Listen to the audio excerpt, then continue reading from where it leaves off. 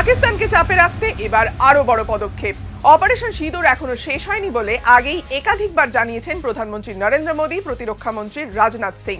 এবার পাক সীমান্ত জুড়ে 11 দিনের জন্য নোটাম জারি ভারতের। একই সাথে যুদ্ধের মহড়া 3 ভারতীয় বাহিনীর।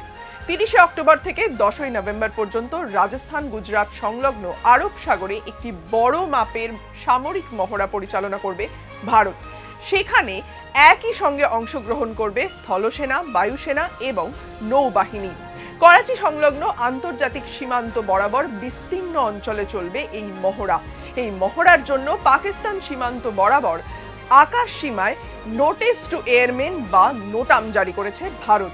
স্যাটেলাইট ইমেজে দেখা যাচ্ছে 28,000 ফুট পর্যন্ত আকাশ সীমা সংরক্ষণ করবে ভারত।